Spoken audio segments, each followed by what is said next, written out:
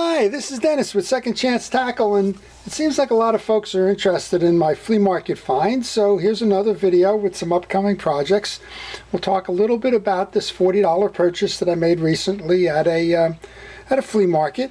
And one of the things that was very interesting about this one was a tip that I give a lot of folks. When you're looking for fishing equipment and you're looking for bargains, don't necessarily look at fishing stalls around the flea markets or folks that are prominently displaying a lot of rods and reels and that. Look for something that's out of place. And in this case, I found this milk crate with some fishing gear in it, and the thing was scattered with a bunch of gardening tools and auto parts and the other things. And as I came to learn later, the fellow was doing a garage clean out as part of like 1-800-JUNK, and he came upon this crate here. And so we started to talk a little bit about buying a piece here and a piece there, and eventually I just paid $40 and bought the whole crate, haggling him down a little bit. He wanted $50. So let's look at what this crate contains. I'll show you a little bit about what I was thinking and a little bit about why it may or may not be a good deal. So the first one that caught my eye, and probably the win in the whole thing here, this is a Shimano Bait Runner 4500. Now it's tight. It's obviously got tape and junk like that on the thing. It needs to be cleaned up, and it doesn't have an anti-reverse. But the Bait Runner feature is working, and the reel is turning, and it doesn't seem that bad, other than it's full of all salted crud and that. So this is going to become a project. I know people have asked me, can I do the Shimano Bait Runners? Now I've got one. I've got a 4500. Okay, remember this is $40 for the whole deal. Here's one that isn't worth anything, but we may do it just for a lesson on the anatomy of a bait runner. And this one is a Silstar reel, and it's got a broken bail. It is kind of turning. It's got some usable parts on there. It's got a handle and so on. So I'm not sure what we'll do on this yet. Maybe we'll take it apart and do a video on it. At the end of the day, it's not worth putting back together, and it doesn't have any value to it whatsoever. Same thing here. Here's another Silstar. So Silstar, if I remember correctly, was a European combine, and this one, if we had a handle, probably would work. It does work, so I may have a handle for this one. So this would be useful to me to clean it up. Maybe I'll take it apart, show you folks everything about what makes this reel go, find the handle, and then I'll find a kid that is interested in fishing and get that out there. But this one's working. Then the ones that started to catch my eye, I'm always caught by the conventional reels. Here's one that looks like it was probably sitting on a shelf or in a garage or something. It's got a tremendous amount of dust and dirt. It's missing its badge, but I happen to know what this one is. This one is an Ocean City Forecast, and it had a unique design to it with this little movable bar up top here.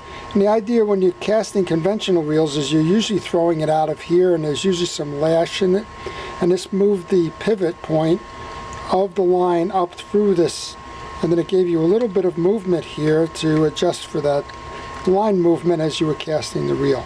So an Ocean City reel, fairly uncommon. It's working. Credit to them. Dirty as anything. So we'll clean that up and we'll see what we can make of that. Maybe we'll do that as one of these projects. Here's the first one that caught my mind, or my eye. And this is a Penn Squitter. It's the 140 version. Again, it's just total lack of attention, as all of these reels seem to be. Loud clicker, still running, credit to Penn. Everything's tight. Now I happen to have replacement posts, and I happen to have a replacement spool. The side plates should clean up on this, and I like spinners. If I can't get it to the point where it's something that I would repair for sale, let me just put a line on it and use it myself. Everything here seems to be working well. So let's see, we've got the Squitter. That value is, if it was clean and everything, would be close to what I paid for the whole unit. We've got the Shimano Bait Runner, A little bit of work to be done on this one, including the side cap over here, but certainly if this one was operational, it would be worth the price paid for that crate. We've got a Silster here that is going to be a donation somewhere, but it's working and that's fine.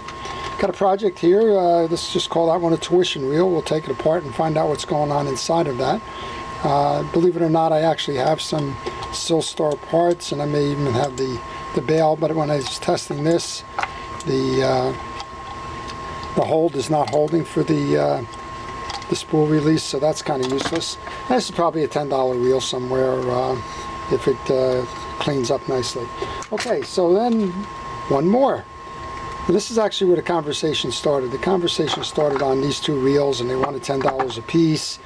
And then I asked on this one, funny enough, $10, and after all of that, I kind of looked at him and said, well, what do you want for the whole thing? He said, give me 50. I said, I'll give you 40, and there was where we are. The Mitchell 308.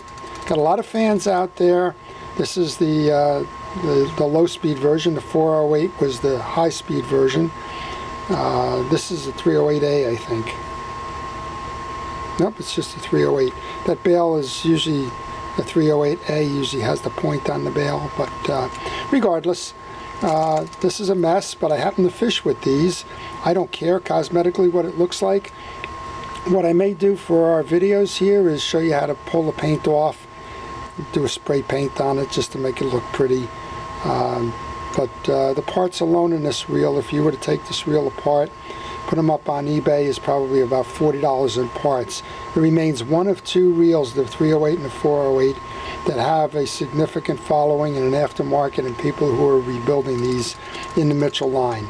You can get the 300s, you know, they literally are pretty much $5 to $10 each. 308s and 408s in working condition are probably $30 or $40, and in pristine condition they could go up to $100. So we're going to rebuild this one. I'll show you how to do that one as part of it.